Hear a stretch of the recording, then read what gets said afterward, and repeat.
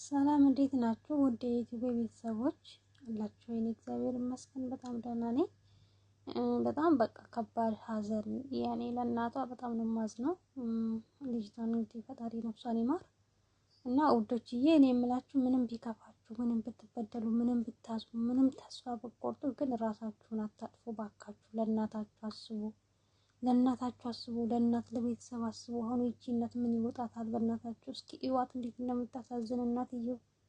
ተው ግን ተው፣ ራሳችሁን ማጥፋት መፍትሄ አይሆንም። ራሳችሁን አታጥፉ፣ ተው። ቢያንስ ራሳችሁን ማጥፋት ስትፈልጉ ቢያንስ እንኳን እንደው እናታችሁን እስኪ ያስቧት። የዛ ሰዓት እኮ ተስፋ የቆርጣችሁት ምናልባትም ልትተውት ትችሉ ይሆናል። ግን ምንም አይነት ከባድ የሆነ ችግር እንኳን ቢገጥማችሁ በቃ አልወጣውም ብላችሁ የምታስቡት ነገር እንኳን ቢገጥማችሁ ያልፋል እኮ፣ የማያልፍ የለም። አንድ ቀን አልፎ ሁሉም ነገር የሆነ ትዝታ ሆኖ ነው የሚቀረው። ታውቃላችሁ ያኔ እኮ እንዴት ተቸግሬ ነበር አለፈ ብላችሁ የምትሉበት ቀን ይኖራልና እባካችሁ ራሳችሁን ማጥፋት መፍትሄ አይሆንም። ራሳችሁን አታጥፉ። እግዚአብሔር አምላክ በራሱ አይወደውም ይሄን ራስን ማጥፋት። እንደ ሰይጣን እንትን እኮ ነው። በቃ ይሄ ራሳችሁን አጥፉ የሚላችሁን ነገር አስወግዱት። ሂዱ እስኪ ወደ ቤተክርስቲያን። እንደዚህ ተስፋ ስትቆርጡ ቤተክርስቲያን ግቢ ውስጥ ሄዳችሁ ቁጭ ብላችሁ እስኪ ከፈጣሪ ጋር አውሩ።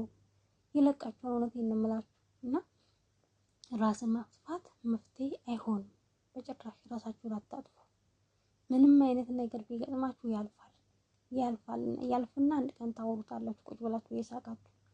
ለማን ብላችሁ ነው ራሳችሁን የምታጠፉት? ወንድ ከዳኝ ይሄድ፣ እሱ ቢሄድ ሌላ ወንድ ይመጣል እኮ ምን ችግር አለ? በየትኛውም ነገር ስራ አታችሁ ከሆነም ስራም አንድ ቀን ይገኛል። እንደሌላ ሰው እንደ ሀብታም ለመኖር ሳይሆን በቃ እንዳላችሁ እንደምትኖሩት እንደራሳችሁ ኑሩ። ግዴታ እንደ ጎረቤት መኖር የለባችሁ። እና ምንም አይነት ተስፋ በቆርጡ ራሳችሁን ማጥፋት መፍትሄ አይሆንም።